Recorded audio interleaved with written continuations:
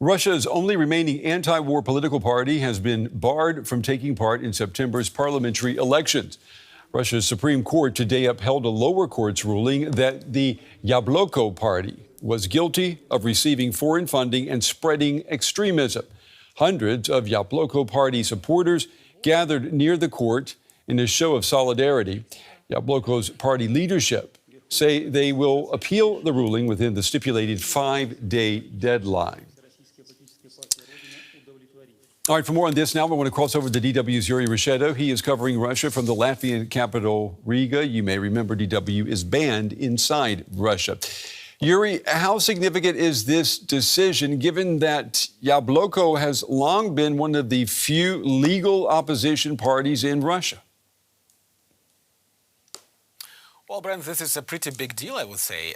For the first time in modern Russian history, the Supreme Court has kicked a party out of a federal election.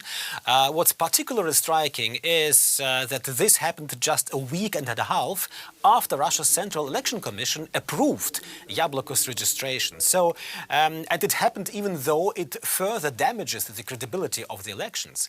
The obvious conclusion is that this decision wasn't really made in the courtroom. Someone at a much higher level wanted Yabloko off the ballot, and in Russia, that points straight to the Kremlin. Is it fair to say, Yuri, that Russia has now effectively removed the last officially registered anti-political or anti-war political party from national politics altogether? Well, yeah, in many ways, yes. Yabloko was the only established opposition party that still openly criticized the war. That also made it attractive to a lot of younger voters. Critics said that the party, and especially its leader, Nikolai Rybakov, was nowhere near as outspoken as Alexei Navalny. That's probably fair, but anyone living in Russia knows how risky even a single sentence can be these days, especially after Navalny's death. That's one reason Yabloko was often careful about what it said. After Navalny died and his movement was pushed into exile, Yabloko remained the only party brand inside Russia still speaking out against the war. And for many young Russians, that was important. It was a voice inside the country, not from abroad. It's also worth remembering that Yulia Navalny, the widow of Alexei Navalny, urged people to vote for Yabloko in the upcoming State Duma elections. Yeah, that's a key point in this story. You know, you're mentioning there young voters. We saw a few hundred supporters attend the hearing, many of them young people. How unusual was that display of support? Well, we're talking about around 500 young people. Now, that's not a huge crowd by Navalny-era standards, for example, but the street outside the courthouse was packed. People were chanting "shame, shame," and doing it out in the open. And in today's Russia, that takes courage. Some of them were probably the same young people who only weeks ago were denied the chance to back anti-war candidate Boris Nadezhdin. So the protest itself wasn't extraordinary. What was extraordinary, Brent, was that people still showed up and made their voices heard despite the risks. Police mostly watched and made very few arrests.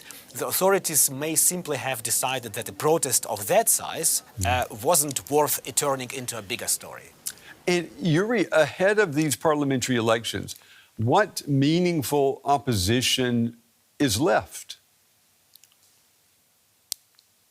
Well, I think the truth is that Yabloko hasn't been a major political force for years, but that doesn't mean it didn't matter. For many people, it was the only legal way to express opposition to the war. It also reassured people that they weren't alone. According to researchers, Yabloko's supporters are not people who have simply grown tired of the war. They are people who were against it from day one, about 12 and to 40%. That may be a relatively small group, but it's millions, still millions of people. And if they actually show up to vote, they can become a noticeable force. That's why Yabloko on the ballot may have made the authorities uncomfortable. With Yabloko out of the race, that option is basically gone. None of the parties in Russia still on the ballot looks capable of seriously challenging the Kremlin's position. All right, our correspondent Yuri Rishedo on news that a political party will not be taking place in the upcoming parliamentary elections. Yuri, thank you.